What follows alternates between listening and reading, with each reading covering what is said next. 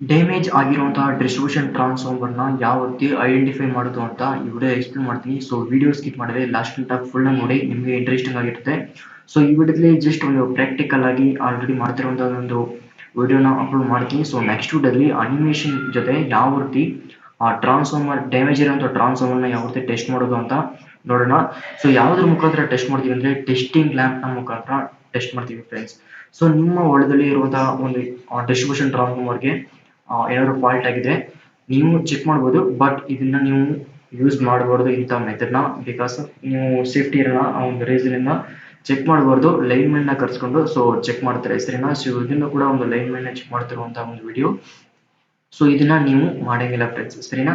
So first of all ನಿಮ್ಮ KEB ಯಾವ KEB ಇರುತ್ತೋ ಸೊ ಅವ್ರಿಗೆ ಇನ್ಫಾರ್ಮೇಶನ್ ಕೊಡಿ. ಸೊ ಅವ್ರು ಬಂದು ಚೆಕ್ ಮಾಡ್ತಾರೆ.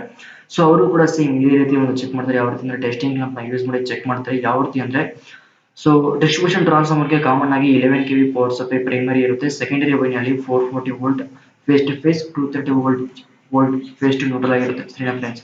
ಸೊ ಕಾಮನ್ ಆಗಿ ನ್ಯೂಟ್ರಲ್ ಬಂದು ಅರ್ಥಿಂಗ್ ಆಗಿರುತ್ತೆ. ಸೊ ಅರ್ಥಿಂಗ್ ಹೇಗೆ ಮಾಡಬೇಕು ಅಂತ ಎಕ್ಸ್ಪ್ಲೇನ್ ಮಾಡ್ತೀನಿ ಒಂದು ವಿಡಿಯೋದಲ್ಲಿ.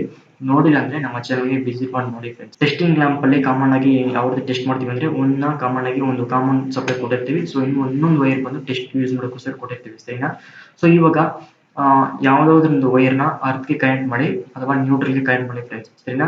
ಸೊ ಇನ್ನೊಂದು ವೈರ್‌ನ ಟೆಸ್ಟ್ ಮಾಡಕ್ಕೆ RYB 3 ಫೇಸ್‌ನ ಟೆಸ್ಟ್ ಮಾಡಕ್ಕೆ ಇಟ್ಕೊಳ್ಳಿ ಫ್ರೆಂಡ್ಸ್.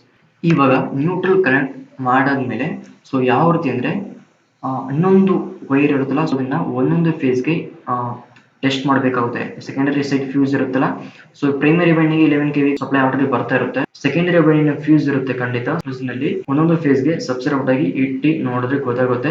ಸೊ ಯಾವ ರೀತಿ ಅಂದ್ರೆ ಲ್ಯಾಂಪ್ ಬಂದು ಗ್ಲೋ ಆಗಿ ಚೆನ್ನಾಗಿ ಹತ್ತಾ ಇದ್ರೆ ಸೊ ಅದು ಬಂದು ಗೊತ್ತಾಗುತ್ತೆ. ಯಾವ ಫೇಸ್ ನಲ್ಲಿ ಲ್ಯಾಂಪ್ ಒಂದು ಬ್ರೈಟ್ ಆಗಿ ಅಥವಾ ಚೆನ್ನಾಗಿ ಹತ್ತಾ ಇಲ್ವೋ ಸೊ ಆ ವೈಂಡಿಂಗ್ ಒಂದು ಡ್ಯಾಮೇಜ್ ಆಗಿರುತ್ತೆ ಸರಿನಾ ಫ್ರೆಂಡ್ಸ್. ಅಥವಾ HV ಅಥವಾ LV ವೈಂಡಿಂಗ್ ಡ್ಯಾಮೇಜ್ ಆಗಿರುತ್ತೆ. ಸೊ ನೆಕ್ಸ್ಟ್ ವಿಡಿಯೋದಲ್ಲಿ ಮಲ್ಟಿಮೀಟರ್ ಅಥವಾ ಯಾವುದಾದ್ರು ಒಂದು ವೋಲ್ಟೇಜ್ ಮೀಟರ್ ನ ಚೆಕ್ ಮಾಡಿದ್ರೆ 3 ಫೇಸ್ ಅಲ್ಲೂ ಸಪ್ಲೈ ಬರ್ತಾ ಇರುತ್ತೆ. ಬಟ್ ಯಾವುದಾದ್ರು ಒಂದು ಫೇಸ್ ಅಲ್ಲಿ ವೋಲ್ಟೇಜ್ ಕಮ್ಮಿ ಆಗಿರುತ್ತೆ. ಸೊ ಬಂದು ಟ್ರಾನ್ಸ್ಫಾರ್ಮರ್ ನಲ್ಲಿ ಚೆಕ್ ಮಾಡಿದ್ರೆ 3 ಫೇಸ್ ನಲ್ಲೂ ಲೈಟ್ ಚೆನ್ನಾಗಿ ಹತ್ತಾ ಇರುತ್ತೆ, ಬ್ರೈಟ್ ಆಗಿರುತ್ತೆ. ಸೊ ಆವಾಗ ಯಾವ ಫಾಲ್ಟ್ ಖಂಡಿತ ಫಾಲ್ಟ್ ಇರುತ್ತೆ, ಯಾಕಂದ್ರೆ ವೋಲ್ಟೇಜ್ ಕಡಿಮೆ ಬರ್ತಾ ಇರುತ್ತೆ. ಈ ರೀತಿ ಚೆಕ್ ಮಾಡ್ತೀವಿ. ನ್ಯೂಟ್ರಲ್ಗೆ ಕೊಟ್ಬಿಟ್ಟು ಅಥವಾ ಅರ್ತ್ಗೆ ಒಂದು ವೈರ್ನ ಕೊಟ್ಟು ಇನ್ನೊಂದು ವೈರ್ನ ನಾವು 3 ಫೇಸ್‌ಗೆ ಚೆಕ್ ಮಾಡ್ತಾ ಇರ್ತೀವಿ. ಆವಾಗ ಚೆಕ್ ಮಾಡಿದಾಗ 3 ಫೇಸ್ ನಡುವೆ ಲೈಟ್ ಬಂದು ಚೆನ್ನಾಗಿ ಹತ್ತಾ ಇರುತ್ತೆ. ಐ ಮೀನ್ ಬ್ರೈಟ್ ಆಗಿ ಹತ್ತಾ ಇರುತ್ತೆ. ಸೊ ಆದ್ರೆ ಟ್ರಾನ್ಸ್ಫಾರ್ಮರ್ ಫಾಲ್ಟ್ ಇರುತ್ತೆ. ಸೊ ಅದ್ಯಾವ ರೀತಿ ಐಡೆಂಟಿಫೈ ಮಾಡೋದು ಅಂತ ನೆಕ್ಸ್ಟ್ ಎಕ್ಸ್ಪ್ಲೇನ್ ಮಾಡ್ತೀನಿ.